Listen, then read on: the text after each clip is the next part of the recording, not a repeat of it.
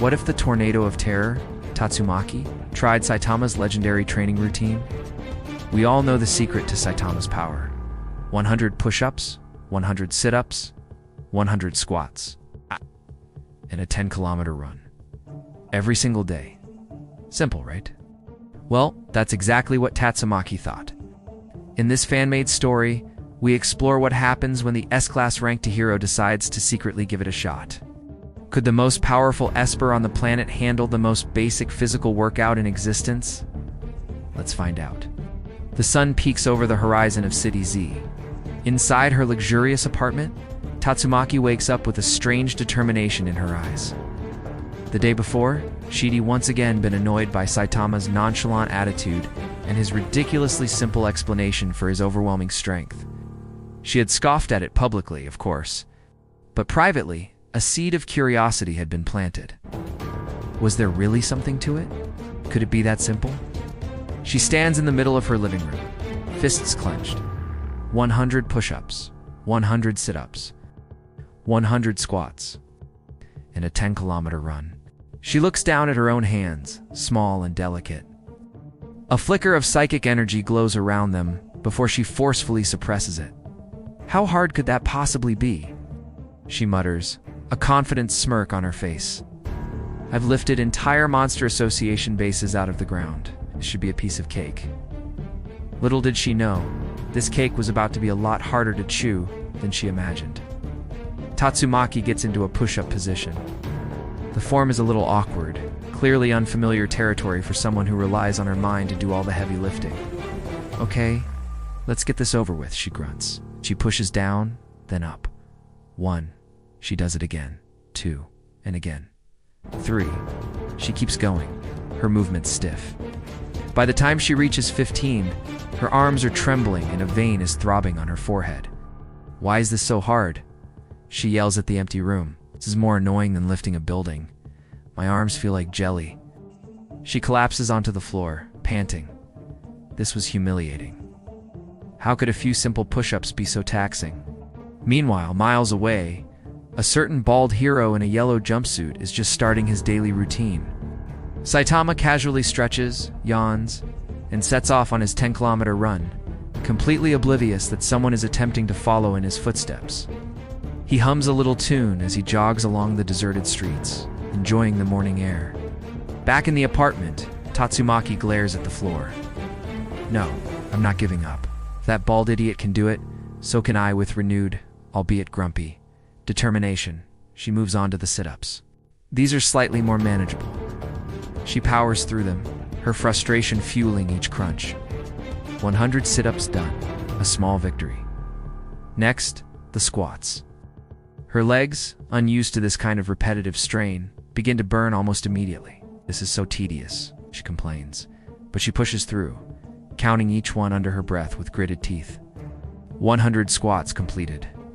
She feels a tiny, almost imperceptible sense of accomplishment mixed with a whole lot of soreness. Now for the final, most daunting part, the 10-kilometer run. She puts on some running shoes, which feel alien on her feet, and heads outside. The city is still waking up. She takes a few steps, her running form clumsy and inefficient. After just a few hundred meters, her lungs are burning and her legs feel like lead.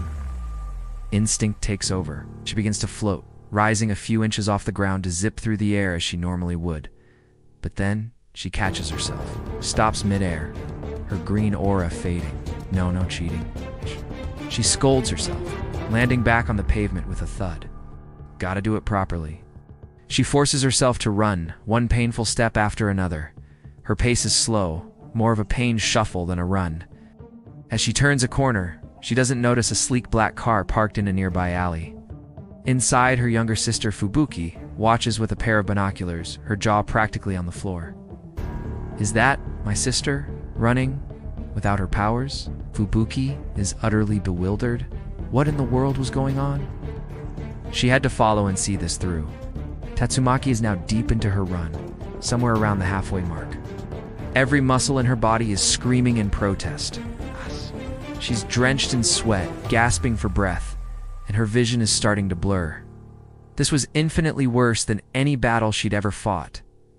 At least in a fight, there was adrenaline. This was just pure monotonous agony. It's at this moment of peak exhaustion that trouble decides to show up. A small, wolf-level monster, something that looks like a mutated badger with oversized claws, bursts out of a sewer grate.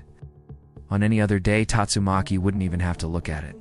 A flick of her finger, and it would be a smear on the pavement. But today, she is completely drained. Her psychic reserves feel distant, her mind too foggy from exhaustion to focus properly. The monster snarls and sizes her up, sensing her weakness. Just my luck, Tatsumaki pants. She decides to try something new, something she's seen Saitama do 1,000,000 times. She clenches her fist and throws a punch. The punch is, well, it's pathetic. It's awkward, lacks any power, and barely grazes the monster's furry hide.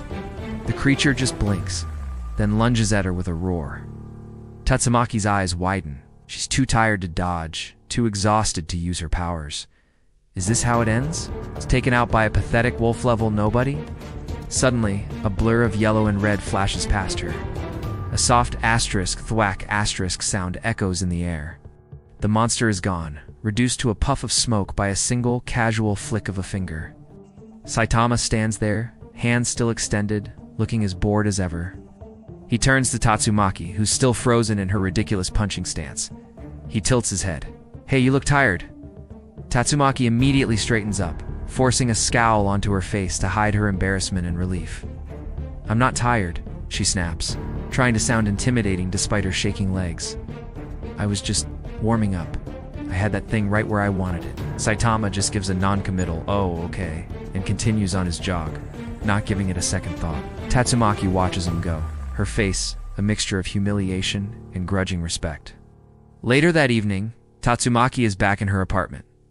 The moment she walks through the door, she collapses onto her bed, not even bothering to change. Every single part of her body aches. She feels like she's been hit by a meteor. She rolls over and stares at the ceiling, utterly defeated. The sheer physical toll of the workout was beyond anything she could have imagined. Her mind, her greatest weapon, was useless against the simple reality of muscle fatigue. "How?" she mutters to the empty room, her voice hoarse. "How did he do this every day?" For 3 years, the thought is incomprehensible. The discipline, the sheer mental fortitude to endure that level of mind-numbing repetition and physical pain. Day in and day out was a power in itself, a power she couldn't grasp. Maybe there was more to that bald idiot than she thought.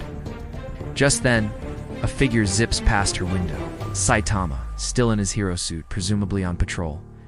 He seems to notice her lying there and pauses, hovering for a moment outside her window. Looks at her, then at the sky, then back at her. "Training's kinda boring, huh?" he says, his voice flat but carrying a strange hint of understanding. Tatsumaki's face instantly flushes bright red. He knew, or did he? Was he just guessing? It didn't matter. The embarrassment was overwhelming. "Shut up, you bald-headed cape," she yells, but her voice cracks from exhaustion. A moment later, her door opens, and Fuboki walks in, a teasing smile playing on her lips. She leans against the doorframe, looking at her sister's disheveled state. "So," Fubuki begins, her voice dripping with amusement, "I heard you had a busy morning. Tell me, big sister, how many push-ups did you actually finish?" I twitches. With the last ounce of her psychic energy, she lifts a pillow off the bed and weakly floats it towards Fubuki's face. "Don't ask. So what do you think? Could Tatsumaki ever complete Saitama's full routine? Or is physical strength a mountain that even the greatest esper can't climb? Let us know your thoughts in the comments below. Thanks for watching, and don't forget to like and subscribe for more What If stories.